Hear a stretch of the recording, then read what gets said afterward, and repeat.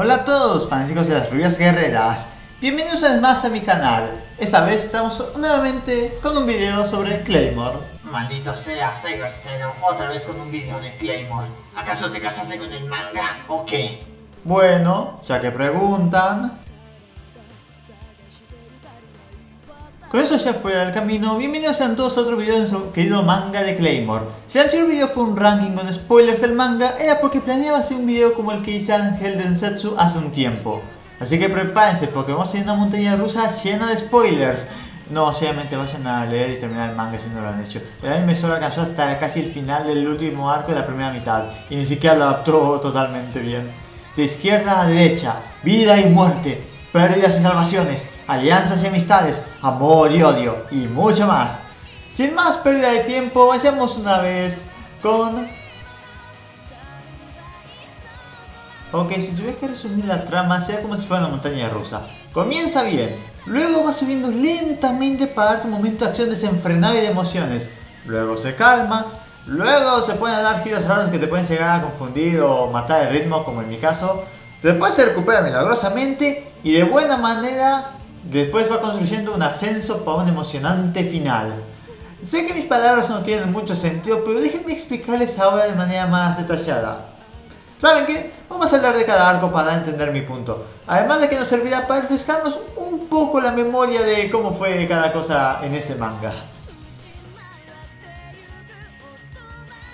Estos capítulos cumplen una función muy simple y esa es no solo introducirnos a los elementos del mundo, algunos personajes que veremos más adelante, bueno, realmente solo será uno sacando de Iraqi, y más reglas de la organización y de las Claymores, como son las cartas negras. Además de mostrarnos hasta qué punto es capaz de llegar una Claymore con tal de derrotar un Yoma, o de evitar que haya uno más en el mundo. Una introducción corta que nos va colocando en el tono de la obra. No tengo mucho que decir en esta sección más que cumple su función y ya. Si tuviera que dar una queja es que los capítulos redibujados no están en inglés.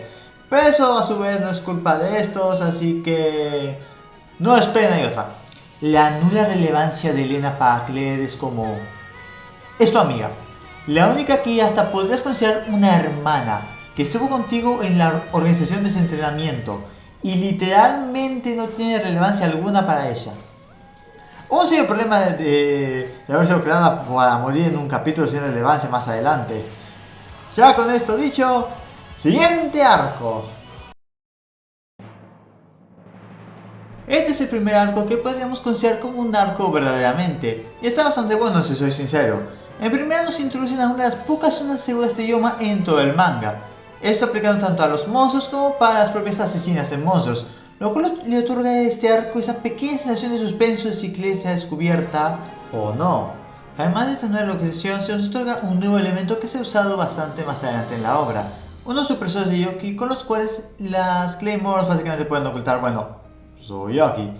También está la estatua esconde espadas que realmente no va a ser muy importante, creo que esta es la única vez que realmente tiene relevancia. Ni siquiera cuando Clarice y Miata fueron en esa misma ubicación la usaron, así que esta cosa realmente quedó olvidada. Pero creo que lo más importante de resaltar aquí son dos cosas. La primera es que el enemigo de este arco fue verdaderamente un monstruo.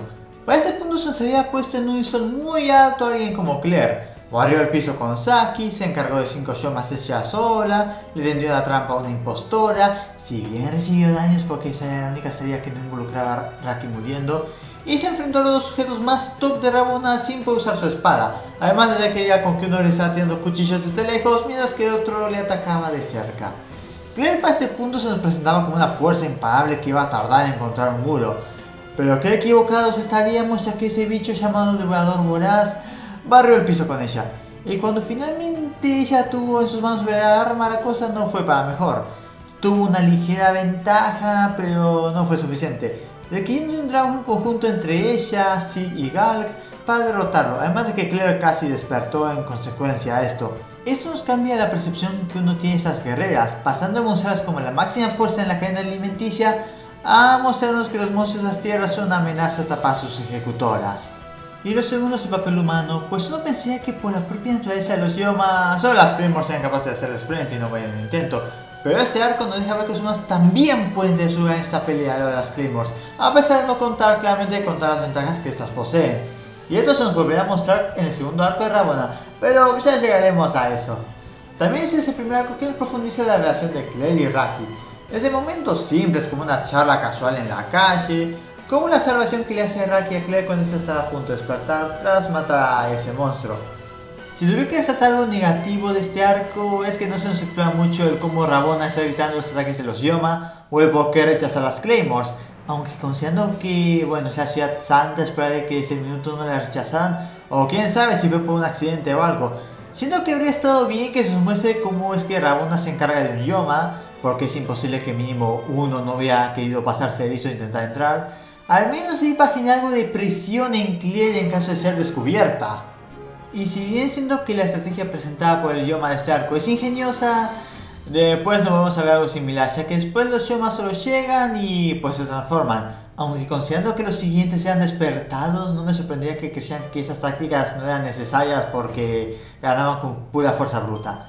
Siendo que al menos pudo haber sido una táctica que pudimos haber visto, aunque sea en el norte luego de los 7 años, pero bueno, al menos hace que el Devorador Voraz sea más único por su estrategia única. Y eso sería todo lo que tengo que decir de este arco. Es sólido y una buena introducción para mostrarnos que las Claymores, bueno, dicen lo que dicen cuando hablan con el jefe en la aldea por una razón. Con un poquito de potencial podéis demostrar la ciudad, pero si soy sincero no le voy a exigir mucho al primer arco que nos regaló muchas cosas. Así que con ello pasemos al siguiente. Veamos qué sigue en las aventuras de Claire y Raki. Si vamos a ver las aventuras de Claire y Raki a continuación, ¿verdad? Ok, lo primero que tengo que decir es que las primeras páginas de este arco te toman por sorpresa, ya que uno inicio piensa, oh, otra Claymore. Bueno, ya vimos a 3 pares de puntos, así que veamos si esta no termina muerta como las últimas 2. Y luego sigues leyendo y te quedas en plan de, espera un momento, tú no eres una continuación de las aventuras de Claire, tú eres el pasado de Claire. Y es algo que te toma con la guardia baja, ya que en ningún momento se nos dio pistas en los capítulos anteriores de Teresa o que existiera una conexión entre ella y Claire. Es más, diría que si ves el opening del anime sin contexto absoluto del manga, podrías llegar a pensar que Teresa es como una especie de rival de nuestra prota o que tiene una relación con ella, pero no del tipo maternal como termina siendo. Esto es una jugada brillante y por la cual solo puedo soltar aplausos.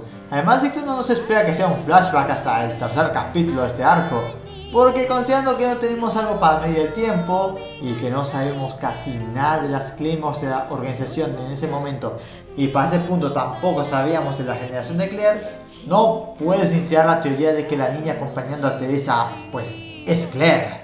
Ahora con toda esta introducción hecha, pasemos a revisar este arco y sus puntos buenos y malos. Comenzamos por lo bueno. En principal tenemos a Teresa, quien diría que es de los mejores elementos de todo el manga, a pesar de que su tiempo en el manga fue limitado a este arco y uno más. Teresa cae en lo que yo llamaría el arquetipo soy el más fuerte y eso es una maldición.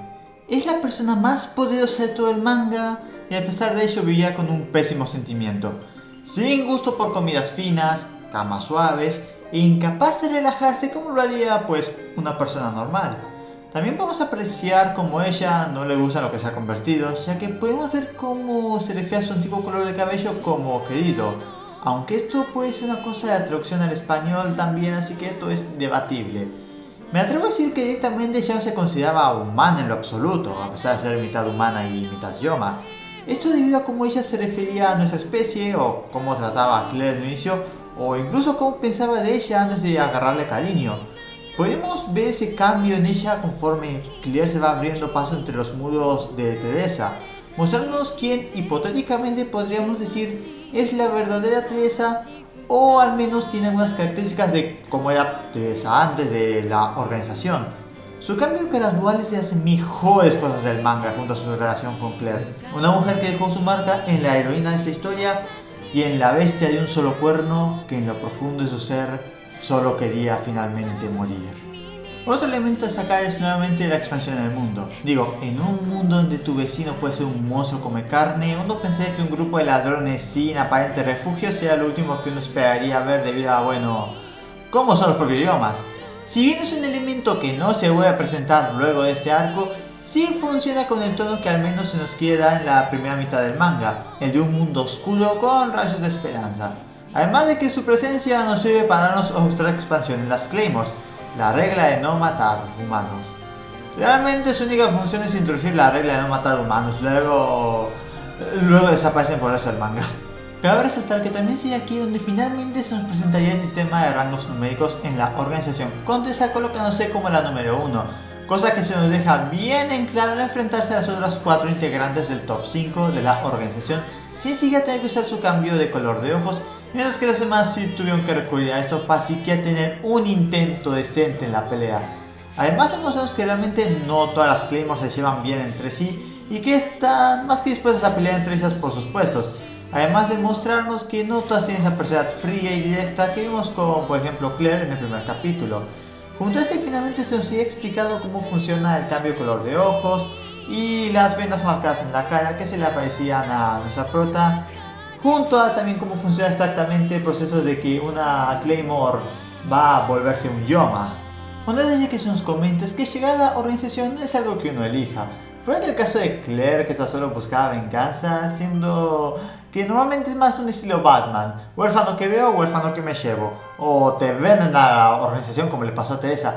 Lastimosamente no tengo mucho más que decir de este lado, al menos del lado de lo bueno. No porque no haya mucho, sino que Teresa es tanto el foco de este arco que no tengo mucho más que agregar a este apartado fuera de ella. Y fueron las dos cosas que agregué, pero principalmente Teresa es lo más importante. Ahora vamos con lo malo, que como tal lo que voy a hacer a continuación no es algo malo, sino que siento que si bien es brillante la presentación de Teresa y de este arco, también siento que se puede haber colocado después de que Claire quedara atrapada en aquel cascarón de la destructora. Digo, no sería extraño ya que para este punto en el manga no sabíamos de la existencia de la número 10 ni la identidad de esta, y esto habría aumentado el misterio entre Priscilla y Claire. Además de dejarnos con la duda de cuál era la historia entre las dos y el por qué Claire estaba tan determinada a matarla, incluso queriendo sacrificar su humanidad contra ella, mientras que Priscilla no la recordaba en lo absoluto. Aunque como ya dije, esto no es realmente algo negativo, sino algo que yo pienso siendo que realmente pudo haber ocurrido, pero que realmente no afecta a este arco. Aunque lo que sí es malo es el poco uso de humanos malvados en este manga. Solo salen aquí y nunca más volvemos a ver humanos malvados, solo humanos asustados o que ayudan a las Claymores. Ah sí, y la muerte de Teresa es una basura total. Uno no se esperaría esa clase de muerte, pero bueno, había que sacarla del juego en ese arco o el título del arco en el manga perdía sentido. Si el primer arco de Rabona era sólido, el del pasado es muy bueno. Nos termina de introducir los elementos clave de la organización, nos presenta la meta de nuestra protagonista, un objetivo a cumplir, y también nos da algo de profundidad en la mentalidad de la protagonista que no se nos había mostrado antes. Pero ya suficiente de sufrir en el pasado, ahora debemos ir hacia el mañana. El arco de la cacería es el segundo arco que nos presenta más de una sola Claymore y es el primero en el que estas no terminan muriendo al final, lo cual hace que este grupo merezca un aplauso. Es decir, el arco de introducción de Emilia, de Neve y Helen, además de Galatea y... oh muchacho, aquí es cuando la cosa se pone muy buena. Pero antes de ir con los personajes, vamos con la trama que nos lleva unos detalles curiosones. En primeras, que el monstruo que Claire se enfrentó en Rabona era solo un Yoma que tenía una dieta mucho más grande de humanos que mantener, y que el título de Devorador Voraz era algo para la gente y los clientes.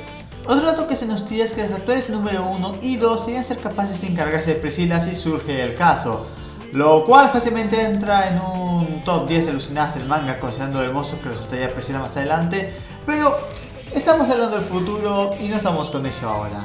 Algo que también se menciona aquí es que hubieron guerreros masculinos y que estos fueron la primera generación, además de la existencia de los seres despertados, siendo estos la nación para los guerreros que sobrepasan sus límites y despertaron. Aunque lo más importante de este arco es sin duda las revelaciones que nos otorga Miria sobre la situación en la que se encuentran ellas, semi despertadas y de paso por ser problemáticas no eran precisamente buena opción mantenerlas. Aunque en el caso de Emilia era más porque ella era un solo dígito que despertó. También se nos introduce, aunque sea por solo menciones y ni siquiera con imágenes, a Rafaela, Ofelia, Galatea, Beth y Alicia. Aunque considerando que Emilia sabía de la existencia de estas dos últimas, también podemos sumar a que la querían muerta por metiche. Aunque eso es más que nada comenzando la de Ofelia que esta información surge, pero lo cuento es ahora o sea que técnicamente ocurrió durante este arco.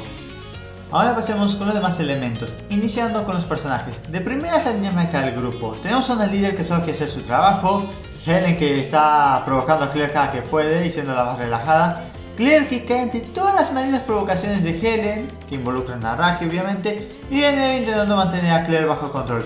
Es un choque de personalidades entre ellas que, sacando la relación de Helen y de Neve que ya se conocen, claramente chocan entre sí. Esto funciona para mostrarnos cómo en el transcurso de la cacería la relación entre ellas se mejoraría. Además de que esta dinámica funciona considerando que era un grupo enviado para morir, así que entre más pelearan entre ellas y peor fuera el equipo, mejor. Por lo que ver cómo avanzan su relación entre ellas, entre el comienzo y el final, es muy bonito. Aunque Neve es el personaje más débil de este arco, no en poder sino en personaje, o sea que ella no hace mucho en este arco. En los siguientes sí, pero en este ella simplemente está para despertar, regresar y ya. Las que más se llevan del show son Milia, Claire y me atrevo a decir que Helen también por ser la que más muestra emoción durante todo el caos que es esta cacería. Aunque no se preocupen, siendo camino al final de esta primera mitad del manga, Neve comenzaría a levantar su personaje bastante y se volvería uno bastante bueno. Luego tenemos finalmente la expansión en términos de habilidades que pueden poseer las Claymores y lo que implica tenerlas, tanto la extensión de extremidades y la regeneración aumentada. Habilidades útiles, pero que si las tienes implica haber despertado, por lo que es básicamente tener un papel en tu espalda que tiene escrito "Elimíname" en mayúsculas. Además, esta sería la primera presentación del espejismo de Milia en acción, presentando la primera técnica que involucra el uso de Yoki, demostrándonos que no todas las técnicas se reducen a ser meramente ofensiva. Junto a esto se nos revelaría el fuerte de Claire y es la lectura de Yoki. Será una técnica que ella entrenó para seres despertados, muy seguramente para ir contra Priscilla. Algo a sacar también es cómo la organización ve a las Claymores, ya que antes de que Neve comenzara a despertar, el tipo que estaba a cargo de Galatea dijo: "Oh, solo me preocupo como un padre se preocuparía por sus hijas". Pero apenas Galatea le comentó que Neve estaba despertando, él dijo: "Yo no recuerdo haber tenido un monstruo como hija, me largo". Cosa por lo cual Galatea se la devolvería luego. Esto agrega otra capa de complejidad a la organización, haciendo que no solo sean simplemente gente que dice: "Bueno, vas a hacer ese trabajo, des el dinero y si matas a un humano no te vamos a matar". Ya con todo esto pasemos a lo malo de este arco. En primera tenemos a Neve. Ya mencioné como es el personaje más débil del arco y lo voy a mencionar aquí. Creo firmemente que podrías quitarla de la ecuación y nada cambiaría realmente, salvo el despertar, que eso se lo podrías dejar a Helen y listo. Por suerte ya mejora en futuros arcos, porque en ese realmente se la puede haber quitado y literalmente no habría cambiado nada. Y otra cosa mala que tiene ese arco es que después de los acontecimientos, pues de las 5 Claymore que se nos mostraron, 3 de ellas se encuentran únicamente con Claire. No habría estado mal que Mino nos hubiera mostrado la perspectiva de Helen, de Neve o Milia luego de esta cacería y haber tenido aunque sea un breve encuentro con alguna de las 5 mencionadas, porque vamos, Milia tenía relación con Ofelia y nunca intercambió una palabra en lo que vamos de manga. Sé que lo hace en el capítulo extra, pero eso es antes de que la relación entre ambas se fuera un poquito al diablo, así que no está mal mínimo ver a alguna de las 3 mantener un perfil bajo o mínimo alguna interacción. Se siente un poco... hay que dejarle todo a Claire. Y eso sería todo por este arco. Es en general una buena expansión de las Claymores, nos presenta las subtramas más interesantes, no desprendernos de este momento. Se supone que Milia iba a seguir investigando a la organización luego de la cacería para su venganza. Pero literalmente la única que vemos investigar, entre comillas, si se le puede decir así, es a Galatea cuando ve a Alicia y Beth. Un capítulo no hacía daño, Yagi, le dedicaste uno a Rafaela. Este arco sufre de ideas que presento ahora, pero recién porque las use a futuro. No es esencialmente su culpa, pero a su vez es quien las puso en la mesa. Ciertamente es una situación que uno no querría tener. Es un buen arco que presenta personajes interesantes e ideas curiosonas, pero que peca que en el futuro apenas se le sacó provecho. Aún así, es uno bueno y lo podemos considerar el preludio a todo el caos en el que se metía Claire, porque, oh Dios mío, esta tipa se metió en una madriguera caótica y con una mala suerte horrible. El arco de Ofelia se inició de la mala suerte de Claire de encontrarse con casi todas las que Milia les dijo que evitaran. con Ofelia siendo tristemente la primera y a la vez la única con la que Claire tuvo que combatir. Técnicamente también peleó contra Rafaela, pero el contexto de ese momento era diferente al de este. Este arco tiene algunas relaciones curiosas, pero a su vez tiene algo que no me termina de gustar mucho, pero ya llegaremos a ello. Vamos con lo bueno. Lo bueno es Ofelia. Miren, sé que está loca, pero es la Claymore más expresiva que tenemos hasta el momento junto a Helen y eso realmente le suma puntos a ser realmente expresiva. Además chicos, no está tan loca, solo quiere matar despertados. Y al menos puedes sentirte algo mal por ella cuando despierta y cuando se da cuenta que, bueno, se transformó. A diferencia de esta tipa la cual vas a sentir cosas, pero lástima no es una de ellas. Lo segundo es la inteligencia que las dos poseen para superar a la otra. O en el caso de Claire, para intentar quitarse de encima a Ofelia, como dejarse cortar para caer a un río e intentar escapar. O tirarle árboles encima a Ofelia para que simplemente lo haga así como de, no pasa nada. Mientras que Ofelia simplemente sabe leer muy bien a Claire para decir su plan de escape. Es una sesión que no dura más de 2 capítulos, pero que es realmente buena, como ambas superan a la otra con inteligencia y, bueno, ingenio. Aunque era claro que Claire iba a morir si alguien no intervenía. Y también la pelea entre Claire y la Ofelia experta es bastante bonita a mi parecer y es una buena demostración de lo que Claire ahora es capaz con la técnica ofensiva. Porque su lectura de Yoki como que no le ayudaba mucho si ella pasaba al ataque. Pero creo que lo mejor de, este arco es la charla de Claire e Irene sobre Teresa. El cómo a pesar de ser breves, aquellos días con Claire fueron quizás los más felices en la vida de la antigua número 1 en un largo tiempo. Me gustaría realmente hablar más a profundidad de esta escena, pero creo que todo esto me se ha hablado en una sección más dedicada a esto. Pero es bastante genial. Ahora, antes de pasar a lo malo, vamos con la expansión de cosas de Claymores que se nos dieron con las ofensivas y las defensivas. Y el hecho de que las ofensivas no pueden regenerarse, por lo que deben de volver a colocarse sus extremidades cortadas antes de que la herida cierre. Además, se profundizó en la espada rápida, de la cual únicamente sabíamos que era, una espada rápida. Y ahora pasamos a lo malo, la muerte de Ofelia. Se siente muy, pero muy desperdiciada que ella muriera en su mismo arco de introducción sin siquiera haber tenido una charla con Milla que podíamos ver luego de la muerte de Hilda, obviamente. Lo máximo que tuvimos de interacción entre ellas fue en el anime con nuestra fantasma favorita mirando de reojo a la loca tras la muerte de Hilda y el capítulo extra que ocurre previo durante la pelea con la Hilda despertada. Siento que se puede haber explorado más en nuestra hater de despertados, haberla dejado viva y haber terminado el arco con Claire simplemente consiguiendo la Quick Sword lista para seguir viviendo para demostrar que Tessa existió, mientras que Ofelia se da cuenta de su trágico destino. Además de que dejarla viva nos daba espacio para una interacción entre Milla y Ofelia. Sí, no me cansé de decir que fue un desperdicio que estas dos tuvieran una conexión muy clara y que daba espacio para un choque de espadas en el futuro y que directamente no ocurrió nunca. Aunque es una verdadera ironía, la despertada que debería morir sigue viviendo, mientras que la mujer que más odia a los despertados se terminó volviendo una. Lo segundo es la aparición de Rafaela, no precisamente por este arco, sino por todo el caos que se trataría más adelante, porque en general su personaje es raro. Me expliqué más adelante con ella, pero aquí simplemente diré, no hacía falta su aparición. Sé que hace algo raro relacionado a Irene, pero es algo extraño que no lo explicaban hasta el final del manga. Tuve que leerme la wiki para entenderlo, ya que al parecer la traducción en español como que lo dejó incluso bien raro, o incluso más raro que ya era, y que al menos en la japonesa está medianamente mejor explicado. Y con eso terminamos este arco. Es bueno, pero eliminar literalmente una de las 5 tipas que más deben evitar el arco después de decirnos que deben evitar pelear contra ellas es muy... No encuentro la palabra correcta, así que dejémoslo en un XD en mayúsculas. Ok, este arco inicia de manera curiosa, ya que ahora Claire está intentando pasar desapercibida mientras busca reunirse con Raki. Búsqueda que tomó más de 60 capítulos y canónicamente 7 años, pero detalles. Tras tomarse un descansito, ella vería a un grupo de Claymores yendo a una misión, nada del otro mundo, excepto que una casi la atrapa mirando.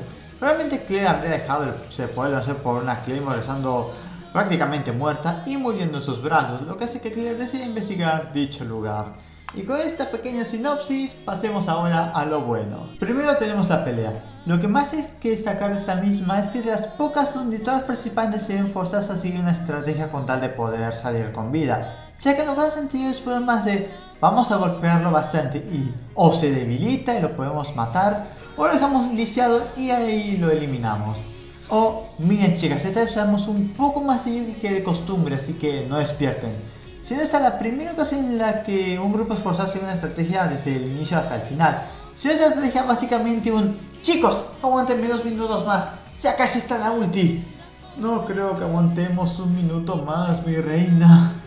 Lo siguiente es el lugar donde ocurre la pelea. Están atrapados en una cueva con literalmente una pila de rocas bloqueando su salida, un coloso que si fuera un poco más ancho podría fácilmente ser un muro y la cámara de tortura de Riffle. No es mucho lugar a donde ir y moverse, más considerando que las Claymores son muy móviles durante peleas. Aunque algunas veces parece que el túnel es más grande de lo que termina siendo o parece, lo que hace que las peleas sean, más tensas ahí, considerando que Dove no tiene que ni siquiera moverse, solo estar disparando. También está el personaje de Galatea, que es simplemente increíble junto a su habilidad. Es simplemente una balas, digo, puedes desviar ataques del enemigo, impedirlos, y todo a base de simplemente usar tu Yugi con el del enemigo. Tiene límites obviamente, pero te ves simplemente demasiado genial si uno lo hiciera. Es definitivamente una técnica que me gustaría tener en la vida real. También expresó la jerarquía de los Yoma con los 3 avisales, mostrándonos que aquel Yoma que todos en un solo dígito, Galatea y Shin, y la equivalente a una, Claire, no está entre los 3 más fuertes, lo que plantea la pregunta de si esas cosas van a ser enemigos a futuro, ¿cómo diablos van a hacer para derrotarlos? Ya hablaremos de estos 3 más adelante, pero Dios, que el manga tiene problemas con ellos. También se revela que supuestamente Isley barrió el piso con Priscilla, lo cual al menos para el momento si bien se puede ver como de oh genial, un tipo del que nunca escuchamos barrió el piso con la mujer que mató a la guerrera más fuerte y ahora la tiene a su lado. También es un giro curioso para Claire, ya que ella simplemente acaba de escuchar cómo el monstruo que ella siempre persiguió toda su vida fue derrotado por un monstruo aún más grande y aún más peligroso. Y por último, pero no menos importante, Riffle. Me gusta cómo ella no tiene el objetivo matarlas, sino forzarlas a despertar para tenerlas en sus filas. Y el cómo no le sirven cualquiera, sino las más útiles o fuertes. No les mentiré, cuando leí el arco por primera vez pensaba que Riffle iba a ser la típica chiquilla castrosa que uno esperaría que le den una paliza, pero por suerte no fue ese caso, no resultó ser castrosa. Ahora con lo malo, no tengo muchas cosas negativas que decir, la verdad, salvo que, podemos conocer algo negativo que no se nos dice ni un pío sobre Aki, o mejor dicho que no se nos muestra nada de este. Pues siendo que fue el protagonista del capítulo 1, podría esperar que ahora que está separado de Claire mínimo se nos mostraría a él vagando y buscando a Claire sin rendirse, pero nope, solo tuvimos una mención de él al inicio y ya. Al menos el siguiente arco lo compensa. Otra cosa que no me gustó mucho fue que no se le sacó jugo a los pilares de Dove. Digo, al inicio parece que el lugar va a estar infestado de esas cosas y luego no solo la entrada. Eso sí es todo lo que tengo que decir de ese arco. No hay muchas cosas malas y las que hay son cosas que realmente se pueden haber evitado con un capítulo más o con un manejo diferente de este. Con todo esto dicho, pasemos al arco más importante de esta mitad del manga. Este es de los arcos más grandes de todo el manga, y podemos decir que es el primero de esa magnitud. Es una gran batalla y te lo hacen saber. Quizás sean las partes más largas a analizar del video, pero bueno, ¿qué se le va a hacer? Este arco tiene puntos muy buenos y puntos malos. Por no decir que si bien tiene uno de los mejores momentos de todo el manga, los demás arcos terriblemente le bajan ese momento por cómo están escritos. Pero antes un resumen de lo que ocurre aquí. Tras salvar a Shen de Riffle y que Galatea se fuera a mentir en su reporte, ambas se encuentran con Rafaela y Rubel. Este último les menciona que sea mejor que no intenten pelear con la número 5 porque si no serían barridas brutalmente. También comentaría que Galatea fue ejecutada. O que al menos eso lo quisiera decir, no sé por qué ella ha sido muy útil, por lo que ahora nomás le tocarán misiones difíciles. Sería entonces que se explicaría que la organización está dispuesta a perdonar a Claire si tiene éxito en la siguiente misión, que es apoyar básicamente en la batalla en el norte, tras que el número 7 fue asesinado junto a su escuadrón. Para peor, también se le dice que Raki está ahí porque fue secuestrado por un grupo de esclavistas, que hablando de esto no habría venido mal haber visto mínimo una escena de Raki ya capturado, pero bueno, por lo que ahora, además de que ir a salvar a Raki, tiene que ir porque, es una misión. Y justo Priscilla está en esas tierras, por lo que Claire va a poder matar 3 pájaros de un tiro con esto. Por lo que con su nuevo objetivo dicho, Claire se dirige al norte seguida de Shin, la cual no solo va porque tiene que saldar una deuda, sino porque también es seguro que la mandarían ahí. Por lo que ambas partirían y llegarían a la ciudad nevada de Pieta, donde las dos entrarían y solo una saldría. La trama principal de este arco no es muy complicada. Hay una gran batalla en el norte y todo va yendo poco a poco de Guatemala a Guatepeor. Lo más curioso ocurre en la trama secundaria con Rakin, con Ishley y con Priscilla. Comenzaron a entrenar con el primero e incluso abandonando el norte con ambos para el final de ese mismo arco. Además de que para el final de este mismo se nos deja en claro que la organización prefiere guerreras que se mueren en el tiempo adecuado más que guerreras como Galatea que ven más lo esperado. Que considerando esto no me sorprendía que hubieran mandado a matar a una que otra Claymore por empezar a tener pensamientos peligrosos. Pero ya con todo esto dicho, vamos con lo bueno y comenzamos fuerte porque el primer punto aquí es las peleas y la batalla. Sé que esto no es algo que destaqué antes, pero me gustan las peleas de Claymore y oh muchachos, aquí tenemos prácticamente un festival de peleas. Pero más importante, nos dan una gran batalla que representa excelente como es la batalla entre la organización y los Yoma.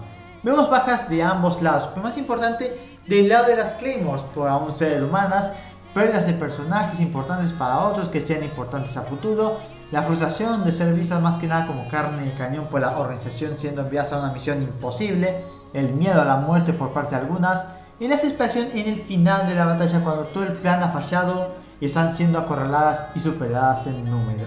Es eso mismo lo que también hace brillante este arco. No te dan un final feliz para las Claymores, les dan lo contrario, una muerte fría y seguramente dolorosa. Sé que al final esto no pasa para todas, pero no sabríamos que estaban vivas hasta 5 capítulos después.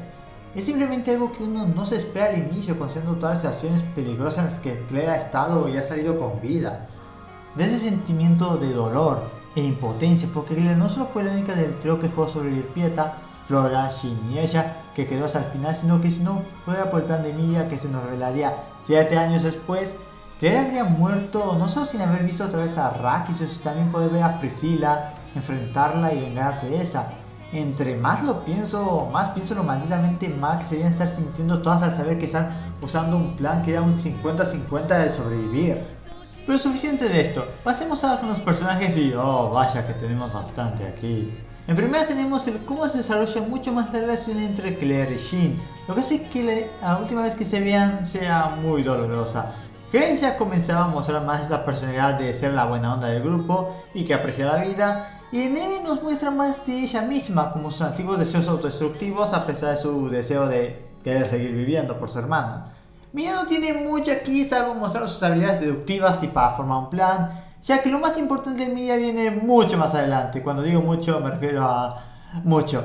Undyne y Flora no son malas, la primera tiene un poco más que la segunda en términos de contenido, pero ambas tristemente sienten que tenían mucho yendo por ellas. Pero simplemente dejaron cosas para Clay y de Neve, solo fueron reducidas a eso al final. Los antagonistas, pues Isley no está mal, nos muestran un personaje que a pesar de ser un avisar parece tener aún humanidad en sus interacciones con Raki, a pesar de ser un ser sin corazón que envía a toda su gente a morir con tal de cumplir sus planes. Ricardo por otro lado, solo se ve para hacer que las Claymores pierdan. Genuinamente creo que si Ricardo no cae con ese batallón de Yomas, ese batallón se moría. Además que se nos muestra una técnica curiosa y es el despertar de extremidades que Claire usa para derrotar a Ricardo. Una forma increíble de ver. Lástima que solo duró un capítulo. Y por último, uno de los mejores momentos de este arco es también el último punto bueno de este. El sacrificio de Shin. Ese entra fácilmente en mi top 10 momentos del manga por múltiples razones. No solo por ser el paralelismo a cómo ambas se conocieron por primera vez y cómo Claire le salvó la vida, sino por cómo ambas son dos caras de la misma moneda. Shin era alguien que apreciaba la vida de sus camaradas más que su propia vida y está dispuesta a darla por salvar a las demás. Mientras que Claire era una guerrera solitaria cuyo único propósito era matar a Priscilla o intentarlo sin importarle si ello le costaba su propia humanidad en el acto, llegando a admitir cuando finalmente se encontró con aquella demonio 7 años después que su búsqueda de Araki no era para reunirse y seguir viajando con él, sino para poder decirle adiós finalmente. Uno estaba dispuesta a dejarlo todo atrás por las demás, mientras que la otra estaba dispuesta a dejar todo atrás por algo que ella nunca se pudo perdonar.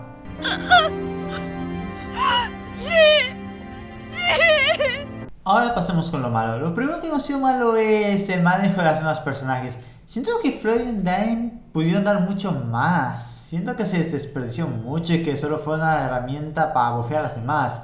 Y la única relevante fue Flora, ya que Undyne solo pues fue darle su clima de Neve. Es más, ni eso de Neve, simplemente la tomó. Por lo que ahí, y tampoco es un hincapié sobre la modificación de músculos de esta misma, o siquiera que Denevi intentara copiarle esto. Sé que Denevi no puede usar Yoki en sus 7 años, pero se puede haber hecho algo similar. Digo, Mira puede hacer un nuevo espejismo sin Yoki. Lo siguiente es el diseño de despertador de Rigardo. Miren, no me entiendan mal, este manga tiene diseños geniales para los despertados y avisales, pero... No sé, siento que está algo raro que el número 2 de la primera generación sea simplemente un hombre león, cuando después tienes a Ashley que es como un centauro con armadura, Daof es un coloso con armadura, los de la primera generación parecen ser, no sé, seres similares a biológicos con armadura, y luego tienes a Rigardo que es simplemente hombre león, ni siquiera se ve monstruoso como Luciela, simplemente es un hombre león. No sé, algo decepcionante la verdad el diseño. Y hay algo más relacionado a este arco, pero como tal no es a la vez metido en este arco, es algo más adelante, pero solo diría que está relacionado al sacrificio de Shin. Y con eso terminaremos este arco. Me gustó de los mejores a pesar de todos sus problemas y considero que captura muy bien lo que quiere transmitir, al menos en esta primera mitad con ese ambiente de frío lugar de muerte y tener que hacerle frente a prácticamente algo imposible de ganar.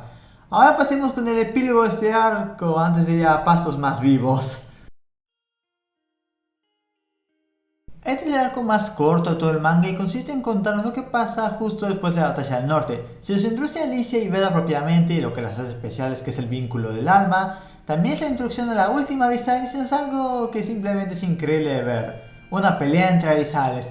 Se nos cuenta también qué pasó con el ejército de Ashley y por último, se nos da el paso de Rafaela y Luciela, pero ya hablaremos de este más adelante. Lo primero es la pelea entre Avisales, vamos, es la pelea de dos perros alfa luchando por el territorio. Tenemos diseños geniales en un lugar donde ambos pueden ir con todo, simplemente no hay manera que esta pelea vaya mal. Sí, bueno, ya llegaremos a esta. Luego tenemos el pasado de Rafaela, que nos muestra su conflicto por no poder hacer que su hermana regrese y provocar que más de la mitad de la organización quede en ruinas, mostramos lo que puede llegar a hacerle la organización a aquellas que causan daños a la organización o que les fallan pero aún pueden serles útiles, además de buscar su propia redención y expiación por su error. Ah, y la forma de despertar de Alicia está genial, 10 de 10 el diseño. Ahora con lo malo, ¿por dónde comienzo?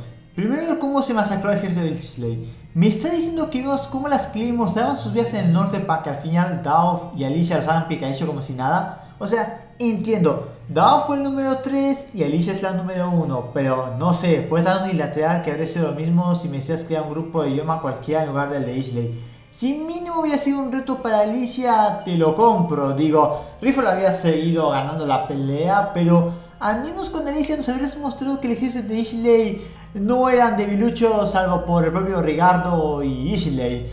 Luego tenemos a Rafaela que miren, primera vez que tenemos en claro lo que hace ella, porque con Irene no vemos hasta el final lo que hizo. Y el arco destructora, mejor me ahorro mis palabras, aunque eso en parte fue más porque Yagi lo manejó raro. Es la primera ocasión que no vemos, oh, Rafaela, mujer misteriosamente misteriosa, sino que por una vez tenemos en claro lo que ella hace. Luego tenemos la pelea de Sales, pelea muy interesante, siendo tan hermosa y con una coreografía excelente. O eso diría si no la habían cortado justo cuando ambos estaban por ir de frente con todo. Es la única pelea de Luciela y la primera de Ashley y nos la cortan cuando se pone buena. Cuando volvemos, Ashley está algo herido y Luciela está huyendo por su vida. Esto no ha sido un problema, no sé, porque justamente esos son los que menos peleas tienen. Y justamente son los dos cuyas peleas nunca vemos de principio a fin. Porque al menos Riffle más adelante la vemos en más acción para compensar. Como si te mostraran un pastel, te dieran una pequeña porción y nunca ves otra vez el pastel hasta que ya está reducido a migajas. O sea que una porción tan delgada que una hamburguesa McDonald's te llena más. Y hablando de Luciela, entiendo lo que pasa a futuro, pero ¿era necesario eliminarla tan rápido? Duró menos que Noel y Sofía, y eso es decir algo. Simplemente no le gana a Elena porque lo de Elena es para estudiarlo. Ese algo es como, ¿quiere ser un epílogo a lo que ocurre en el norte y simplemente decir, oh, lo que pasó después de que perdían fueron eliminados en tiempo récord? La avisada que faltaba ya está muerta, bro. La pelea de Sales, no podemos ponerla full, perderíamos mucho tiempo, tenemos que ir ya al siguiente arco, muchacho. La revelación de Elizabeth junto al pasado de Rafael en la pelea de Sales son lo que lo soporta, porque después se cae tristemente. Aunque como curiosidad en un punto se menciona que una familia tuvo gemelas y que la organización demandó que se las dieran. No se dice si se trata de Alicia y Beth o de un par que no vimos antes de las gemelas de la oscuridad. Con este decepcionante arco deberemos terminar este video porque créanme que esta cosa sí nos da para un ratote más y ya les dejé sin video por un buen tiempo y no quiero dejarlos esperando más tiempo. En los próximos días estaré preparando la parte 2 de este video, por lo que no solo terminamos de hablar de la trama, sino que hablaremos de los personajes, el arte y básicamente varias secciones similares a mi video de Ángel Densetsu. Espero que les haya gustado esta parte de este video y probablemente mañana o pasado mañana ponga una encuesta relacionada a la segunda parte de este mismo. No olviden dejar su like y suscribirse para más videos en este canal.